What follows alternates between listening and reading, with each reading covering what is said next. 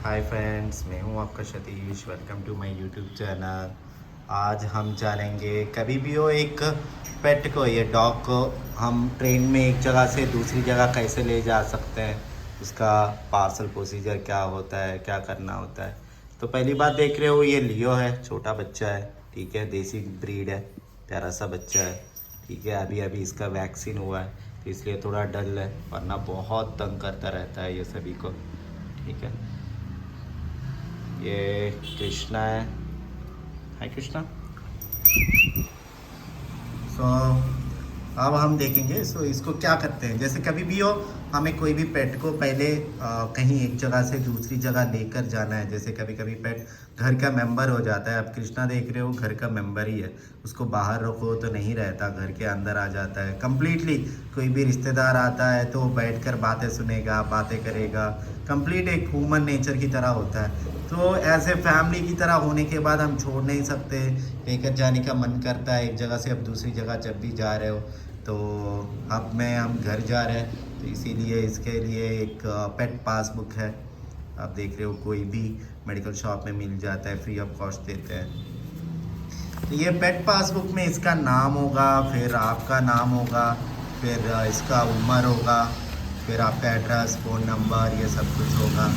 फिर इसका vaccination details भी होंगे, जैसे कि कौन सा स्टेट, जैसे केरला गवर्नमेंट है, केरला गवर्नमेंट का स्टैम्प होगा, फिर डॉक्टर का साइन और सील होगा, फिर वेटरनरी डॉक्टर का, फिर वैक्सीनेशन का कौन सा डेट में वैक्सीन हो रहा है, उसका ड्यू डेट क्या है, वैक्सीन कौन सा कंपनी है। तो ये अभी 45 टू 50 डेज़ का उम्र का है। तो अभी इसका पहला वैक्सीन होगा पावो वायरस का। सो पावो वायरस एक ऐसा वायरस है, बहुत सारे डॉग्स को बचपन में अफेक्ट हो सकता है, बड़े वक्त भी अफेक्ट हो सकता है। जैसे कृष्णा को रिसेंटली पावो वायरस का अफेक्ट हुआ था, फिर उसका कंडीशन काफ़ी ख़राब हो गया था। वो लकी था, उसको पाओ वायरस उसके पेट में आया था। तो कभी कभी लंग्स में हो जाता है, हार्ट में हो जाता है, लिम्फेटिक सिस्टम में आता है, फिर वो खून की उल्टियाँ करता है और मर भी जाता है। तो इसीलिए बेटर है हमेशा पाओ वायरस का वैक्सीन करवा लेना। तो ये 45 डेज़ का है। जनरली स्ट्रीट डॉग में कंपलसरी कर लो, जैसे कि इंडिया का स्ट्रीट डॉग है, रेबीज वैक्सीन, पाओ वैक्सीन। जब जनरली आप कोई भी ब्रीड में लेते हो ना, तो उनको पेरेंट्स को भी लगा होता है, तो बच्चों को बाई बर्थ इम्यूनिटी से मिल जाता है, ठीक है। लेकिन जब आप स्ट्रीट डॉग लेते हो ना, तो थोड़ा ये बात की रिस्क होता है कि बचपन में उसको वैक्सीन नहीं होता है, और एक डेट होता है, उस डेट के बाद, जैसे कि रेबीज वैक्सीन का केरला में 3 महीने के बाद ही डालते हैं, बचपन में नहीं डालते हैं। तो उस समय आपको काट रहा है तो आपको केयरफुल रहना होगा, क्योंकि इनके दांत भी बहुत ही शार्प दांत होते हैं। बचपन में आप देख सकते हो, छोटे बचपन के दांत हैं, बहुत ही शार्प होते हैं। तो इसीलिए हमेशा थोड़ा केयरफुल रहना, क्योंकि वो बचपन में ना उनको दांत आ रहे हैं तो कुछ भी होता है, और वो काटने के लिए बहुत ट्राई करते हैं। अभी इसका वैक्सीन हुआ है, डल हो गया है, वरना ये तो बहुत जंप करता है, बहुत ही नॉटी है, एक जगह पर खड़ा ही नहीं रहता। तो जैसे कि पहला वैक्सीन पाओ वैक्सीन है, उसके बाद रेबीज वैक्सीन है। पहले पाओ वैक्सीन डालेंगे, फिर उसके 1 महीने के बाद फिर से पाओ वैक्सीन डालेंगे, उसके कुछ दिनों के बाद फिर रेबीज वैक्सीन डालेंगे। तो ये गवर्नमेंट हॉस्पिटल में फ्री में नहीं मिलता पाओ वैक्सीन, बाहर हमें ख़रीदना पड़ता है। और ये हम ख़रीद कर बाहर शॉप से जब भी हम डॉग ही डालते हैं, थोड़ा वो डल होता है। रेबिक्स वैक्सीन से मेरा एक्सपीरियंस है, कोई भी डल नहीं होता, लेकिन जनरली जब भी आप पाओ वैक्सीन करवाओगे तो थोड़ा डल हो जाता है। तो ये एक रेलवे का फॉर्म मिलता है, जो रेलवे डिपार्टमेंट पे मिलता है, या फिर इस तरह का फॉर्म आप बनाकर प्रिंट भी कर सकते हो, या फिर वेटरनरी हॉस्पिटल में भी होता है। तो इस एक सर्टिफिकेट है, हेल्थ सर्टिफिकेट जैसा है। कभी भी ट्रैवल कर रहे हैं डॉग्स के साथ, कैट के साथ, तो ये ट्रैवल सर्टिफिकेट में आपका नाम होगा, फिर कौन से रूल के मुताबिक आप लेकर जा रहे हो, फिर उसका कौन सा उम्र है। जैसे बच्चा है, इसीलिए हम सारे वैक्सीन, रेबीज़ वैक्सीन नहीं डाल रहे हैं, बस एक ही वैक्सीन डीएलआ है, उसका डेट वेट ये सब कुछ डाला हुआ है, ठीक है। तो वेटरनरी क्वालिफिकेशन देखो, पीएचडी किया हुआ है। जनरली जितने भी वेटरनरीज होते हैं वो सब कुछ बैचलर तक ही पढ़ते हैं मोस्ट ऑफ द इंडिया में, लेकिन इन्होंने पीएचडी तक पढ़ा हुआ है, तो अच्छे डॉक्टर है, सरकारी डॉक्टर है। फिर कौन सा ट्रेन में जा रहे हैं, डॉग का उम्र क्या है, ये सब कुछ एक फॉर्म होता है, वो फॉर्म एक इम्पॉर्टेंट होता है। फिर उसके बाद मेन है आपका 2 कैबिन एसी, मतलब फर्स्ट एसी में 2 जस्ट बैठ सके वो वाला है। जैसे कि एसी में भी फर्स्ट कैबिन एसी में 4 लोगों का होता है, 2 लोगों का होता है, तो 2 लोगों का करवा लो। और वो तुरंत ही, जैसे आपने रेलवे टिकट ये ट्रेन का बुक कर रहे हो तो तुरंत ही आ जाता है कौन सा बेड है क्या है। लेकिन जब भी आप एसी फर्स्ट क्लास 2 कैबिन का बुक करोगे ना तो तुरंत ही नहीं आता, उसका टाइम लगता है। ठीक है, जैसे कि कल मैं अगर ट्रेन चढ़ रहा हूँ तो आज रात को, जैसे ट्रेन का इंफॉर्मेशन आज रात को या अर्ली मॉर्निंग 1-2 घंटे पहले मुझे आएगा कि हाँ आपका कंफर्मेशन का वो बर्थ कौन सा है। जैसे टिकट कंफर्म हो गया है लेकिन बर्थ कौन सा है, 2 कैबिन में बर्थ कौन सा है। और कभी कभी 2 कैबिन नहीं मिलता है तो 4 कैबिन। तो 2 कैबिन आपने बुक किया तो तुरंत ही नंबर नहीं आएगा, और 2 कैबिन का आपका कौन सा जहाँ पर आ रहा है, कौन सा बर्थ है, कौन सा नंबर है, वो आपको 1-2 घंटे पहले आता है। तो 1-2 घंटे पहले ही आपको आपके नज़दीकी जो पार्सल ऑफिस है रेलवे डिपार्टमेंट में, वहाँ जाना पड़ेगा। वहाँ पर बुकिंग काउंटर में ये सारा फॉर्म दिखाकर आपको एक टिकट बनवाना पड़ेगा। आपका टिकट भी प्रिंट निकाल कर दिखाना पड़ेगा, साथ ही साथ आपको ये वैक्सीन का पासबुक का सब कुछ दिखाना पड़ेगा। और ये वैक्सीन पासबुक का, ये पासबुक वैक्सीन कभी भी डाल लो, लेकिन जो ट्रैवल सर्टिफिकेट है वो 24 आवर्स के अंदर ही बनना चाहिए। तो ये ट्रैवल सर्टिफिकेट का, जैसे मैं कल जा रहा हूँ तो आज मैंने बना लिया, कल अर्ली मॉर्निंग है तो आज मैंने बना लिया। तो वो ट्रैवल सर्टिफिकेट आप बना रहे हो। फिर उसके बाद हमेशा ज़्यादा दूध वाला दूध भी मत पिलाना, जस्ट पानी पानी वाला दूध पिलाना।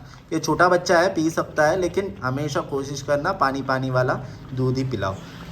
तो जैसे कि ट्रैवल हम रेलवे डिपार्टमेंट में जाएंगे, पार्सल काउंटर में भी जाएंगे, वेट चेक करवाएंगे। हमारे डॉक्टर ने तो वेट चेक कर सब कुछ दिया हुआ है, फिर भी उनके लिए वेट चेक करेंगे। और वेट के मुताबिक, डिस्टेंस के मुताबिक एक मिनिमम कॉस्ट ही होता है। मैक्सिमम जैसे कि आलप्पी से विशाखापट्टनम तक सोच लो 200-300 ही होगा इसका, उससे ज़्यादा नहीं होगा। वो भी मुझे कल देखना पड़ेगा कितना ले रहे हैं, लेकिन ज़्यादा कॉस्ट नहीं होता है।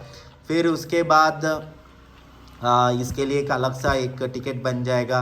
फिर हमेशा इसके लिए एक प्लेट ख़रीद लेना, जो एक प्लेट पानी के लिए भी हो, और एक मैट ले लेना, क्योंकि ये अभी पॉटी ट्रेनिंग या सुसु ट्रेनिंग इतना कुछ नहीं हुआ है। वो एक घर में एक जगह पर करता है जहाँ पर कोई डिस्टरबेंस ना हो, लेकिन जब ट्रेन में है तो एक ट्रेनिंग होता है ना, वो ट्रेनिंग उतने से नहीं हुआ है। तो एक टवल, वाइट टवल ले लेना इसके लिए, और एक मैट ले लेना जहाँ पर सुसु कर दे, कोई भी प्रॉब्लम नहीं, क्योंकि ये छोटे डॉग है, ज़्यादा सुसु नहीं करते, थोड़ा थोड़ा करते हैं। और इसका एक टाइमिंग होता है, अर्ली मॉर्निंग पॉटी करता है तो अर्ली मॉर्निंग आप कंपार्टमेंट में जा सकते हो, टिश्यू पेपर और न्यूज़पेपर लेकर जा सकते हो, जो डस्टबिन में आप प्लास्टिक कवर में डालकर इसका पॉटी वेस्ट आप फेंक सको। तो इस तरह का कुछ केयरफुल आपको लेना पड़ेगा। ये जो फॉर्म है ये पहले आपको लेना पड़ेगा वेटरनरी से, रेलवे डिपार्टमेंट से। और ये जो पावो वायरस का वैक्सीन करने से पहले इसको आपको डीवॉर्मिंग करना पड़ेगा, मतलब पेट साफ करना पड़ेगा। सो डीवॉर्मिंग के लिए एक छोटा सा बोतल आता है पिंक कलर का, तो उसमें आपको क्या है कि ये जितना वेट है, जैसे कि ये 3 किलो का वेट है तो 3 ml इसके मुंह में आप छोटा सा पिंजर जैसे होता है वो स्क्वीज़ कर मुंह में डाल सकते हो। मीठा होता है, वो आराम से ले लेता है खुशी खुशी। सो आज जब भी आपको ये पावो वायरस का वैक्सीन डाल रहे हो, क्योंकि रेबीज़ का वैक्सीन का हॉस्पिटल में होता है, फ्रिज में होता है, जब बाहर से आप कोई मेडिकल शॉप से वैक्सीन लेकर आ रहे हो तो एक बात याद रख लेना, वो बाहर से आएंगे, तो बाहर से आ रहा है तो उसका कूलिंग मेंटेन करना है, क्योंकि वैक्सीन में क्या होता है, एक वायरस का कोमा फॉर्म होता है या वायरस का छोटा सा टुकड़ा होता है, वही बॉडी में जाता है और बॉडी अपने आप दवाई बनाता है। तो वैक्सीन दवाई नहीं है, वैक्सीन दवाई बनाने का एक टूल है। तो ये बॉडी अपने आप ही वैक्सीन बनाएगा। तो वो आइस मेंटेन रखना बहुत ही इम्पॉर्टेंट है। तो जब भी आप मेडिकल शॉप से आप लेकर आ रहे हो तो वैक्सीन को, जो छोटी सी शीशी की डब्बी होते हैं, वो पाउच में बर्फ़ में रख कर ही लेकर आना, जल्द से जल्द लेकर आना, बर्फ़ पिघलना नहीं चाहिए, और तुरंत ही वैक्सीन करवा देना। तो ये छोटे छोटे चीज़ें होते हैं, आपके वेटरनरी डॉक्टर बोलेंगे, लेकिन आप भी कोशिश करना मेंटेन करने के लिए। तो ये है दोस्तों रिगार्डिंग पहले वैक्सीन करने से पहले पेट साफ़ होना चाहिए, उसको डीवॉर्मिंग कहते हैं। जैसे कि इस पासबुक में भी आप देखोगे तो इसमें बहुत सारे होते हैं, डीवॉर्मिंग क्या है, डीवॉर्मिंग का इम्पोर्टेंट क्या है, शेड्यूल क्या होता है, ठीक है। हर एक महीने में एक बार डीवॉर्मिंग करना चाहिए, ठीक है। जैसे 3 to 4 वीक्स बोला, हर एक महीने में वेटरनरी बोलते हैं डीवॉर्मिंग करना चाहिए। तो इस तरह बुक में भी होता है कि क्या क्या फॉर्मेलिटीज़ होता है, और डीवॉर्मिंग करने के बाद ही आपको वैक्सीन करवाएंगे। तो पहले डीवॉर्मिंग इम्पॉर्टेंट है, और वैक्सीन का कॉस्ट यहाँ पर लगभग मुझे 700 का ऐसे पड़ा, सो नियरली 740 ऐसे पड़ा। बाकी रेबिस वैक्सीन तो सरकारी हॉस्पिटल में फ्री होता है। पाओ वायरस डॉगी के लिए इम्पॉर्टेंट है, रेबिस वैक्सीन डॉगी के लिए भी इम्पॉर्टेंट है, इंसानों के लिए भी इम्पॉर्टेंट है। तो जब तक आपका रेबिस वैक्सीन नहीं हो रहा है, तो बाहर जब भी आप लेकर जा रहे हो तो कोशिश करना कोई स्निफिंग ना करे, कोई भी पैच हो, जैसे आप रास्ते में देख रहे हो रास्ता सूखा है लेकिन एक जगह थोड़ा यूरिन का पैच है, किसी थूक का पैच है, तो कोशिश करना ये लिक ना करे, क्योंकि डॉगी का हैबिट होता है लिक करने वाला ज़्यादा हैबिट।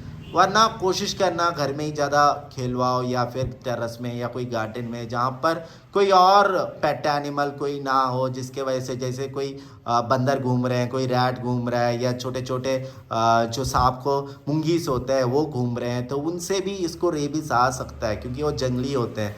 तो कोशिश करना जब भी आप पेट एनिमल रख रहे हो तो 3 महीने तक, जब तक इसका पहला रेबिस वैक्सीन का डोज ना लग जाए, ज़्यादा बाहर मत घुमाओ। अगर बाहर घुमा भी रहे हो तो कुछ लीक ना करे, उसका ध्यान रखना। और जब भी हॉस्पिटल लेकर जा रहे हो तब भी एक वाइट टवल लेकर जाओ, और वाइट टवल में ही पकड़कर, जैसे वेटरनरी डॉक्टर ने कहा आप किस लिए आए हो, तो मैंने कहा वैक्सीन के लिए आए, तो गलती से भी उसको नीचे मत रखो, कहीं पर भी मत रखो, क्योंकि बहुत सारे उस बेड में डॉगीज आते रहते हैं। क्लीन तो करते हैं लेकिन बहुत सारे डॉगीज आते रहते हैं। तो इसीलिए देखो अभी वो बाहर चल कर आया है तो तुरंत ही पैर हमने क्लीन कर लिया, वरना देखो अभी पैर को अभी चाट रहा है। तो इस तरह का केयरफुल रखना पड़ेगा जब बाहर से घर अंदर आ रहा है। तो कुछ सावधानी मेंटेन रखोगे तो ठीक हो जाता है। और ये लकी है, बचपन से बहुत ही फ्रूट्स खाता है। जैसे कृष्णा 4 या 5वें महीने के बाद फ्रूट्स खाना शुरू किया, ये तो बचपन से सारे फ्रूट खा लेता है, जो जो एनिमल खा सकते हैं डॉगी खा सकते हैं। हाय लियो।